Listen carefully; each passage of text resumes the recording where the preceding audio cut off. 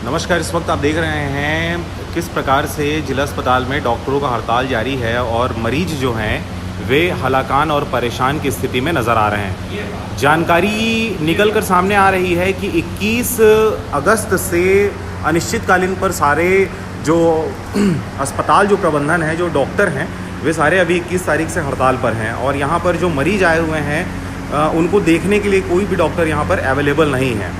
जो staff nurses हैं वे आ रही हैं और अपने हिसाब से यहाँ पर ट्रीटमेंट इनको देने का प्रयास किया जा रहा है, परंतु अब तक किसी डॉक्टर के यहाँ पर न आने से मरीजों की स्थिति बहुत ही दयनीय सी हो चुकी है। आप देख सकते हैं किस प्रकार से लोग बैठे डॉक्टरों के इंतज़ार में अपने जान को एक तरह से हथेली पे लेकर बैठे हुए यहाँ पर नज़र आ रहे हैं। एक पेशेंट हमारे साथ हैं, गुप्ता जी हैं ये, और 2 दिनों से यहाँ पर एडमिट हैं।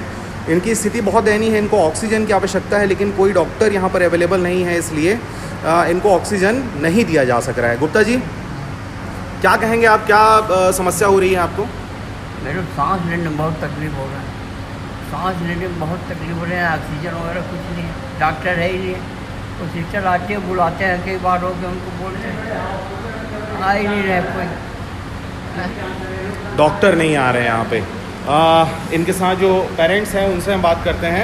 जी दादा बताइए, कोई डॉक्टर आया है?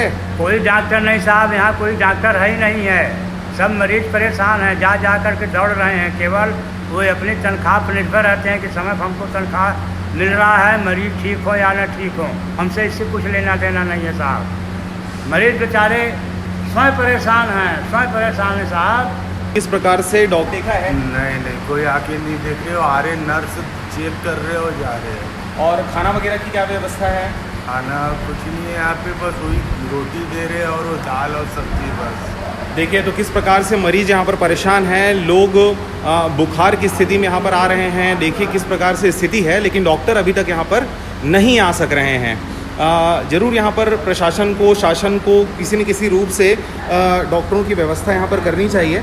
जानकारी ये भी निकल कर सामने आ रही है कि डॉक्टर जैसे सिदार हैं, यहाँ पर 2-3 डॉक्टर हैं जो रात्रिकालीन ड्यूटी पे वे आ रहे हैं और रात में मरीजों को या इमरजेंसी जो पेशेंट हैं उनको देखा जा रहा है, परंतु जो दिन में आने वाले जो पेशेंट हैं उन पेशेंटों को इस प्रकार की समस्या सामना करना पड़ रहा है। हमारे साथ गोंडवाना गणतंत्र पार्टी के महासचिव हैं, प्रदेश महासचिव हैं गणेश यादव जी। क्या कहेंगे सर इस बारे में? सर देखिए, ये शासन की नाकामी है, पेशेंट परेशान है, डॉक्टर लोग हड़ताल में हैं, तो आप प्राइवेट हॉस्पिटल के जो डॉक्टर उसको हायर किए रहते, या इनको आप प्राइवेट हॉस्पिटल भेजे डॉक्टर अगर नहीं है तो वहाँ पे अच्छे से ट्रीटमेंट होगा। अब आप ऑक्सीजन नहीं दे रहे हो, वो बुखार से पीड़ित है, उसको सही ट्रीटमेंट नहीं हो रहा है। मैं अभी नर्स मैडम जी से मिलने गया था, दीदी से, वो बोल रही है कि डॉक्टर है नहीं, 1-2 डॉक्टर हैं, सुबह शाम का वो लोग ड्यूटी कर रहे हैं।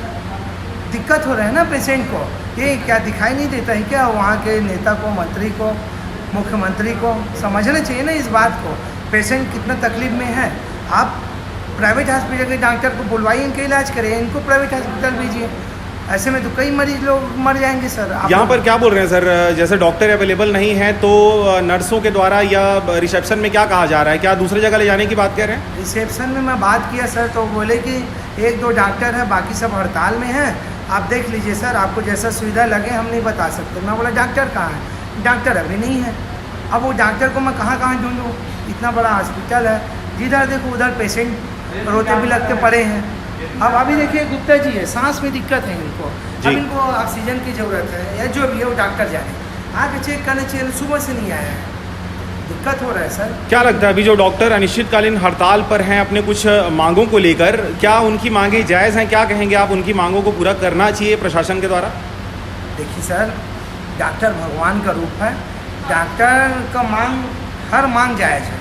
डॉक्टर लोग ये तो नहीं बोल रहे कि हमको 7 मंजिल बिल्डिंग बना के दो, या वो ये तो नहीं बोल रहे कि हम प्राइवेट क्लिनिक खोल रहे हैं, वो तो सेवा में ही लगा हुआ है ना। लेकिन वर्तमान में जिस टाइप का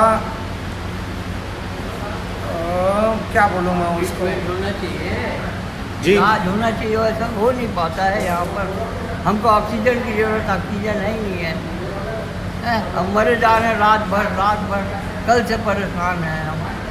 किसको बताने जाए, किसको बताने जाए, भैया बताओ ना आप। इतनी बड़ी बड़ी अस्पताल तो बनाए हैं, किस काम का है ये?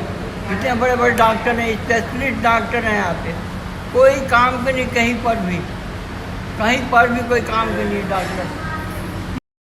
चलिए, तो जैसा कि जानकारी निकलकर सामने आ रही है कि जो डॉक्टर हैं, आप अस्पताल कितना बड़ा बना लीजिए, 100 बिस्तरों का, 150 बिस्तरों का, चाहे बहुत बड़ा आप हॉस्पिटल की स्थापना कर लें, अरबों खरबों रुपए उसमें इन्वेस्टमेंट कर दें, लेकिन वो अस्पताल को संचालित जो करने वाले हैं, जो डॉक्टर हैं, जो स्टाफ हैं, उनके गैर मौजूदगी में आप कितना बड़ा कंस्ट्रक्शन खड़े कर दें, उसका कोई भी जो सही परिणाम है वो नहीं देखा जा सकता। क्योंकि आफ्टर ऑल डॉक्टर ही हैं जिनके बदौलत कोई अस्पताल संचालित होता है। मरीजों को अगर सही इलाज मिलता है तभी जाकर वो अस्पताल सफल होता है। हमारे साथ एक और मरीज हैं, हमसे बात करेंगे।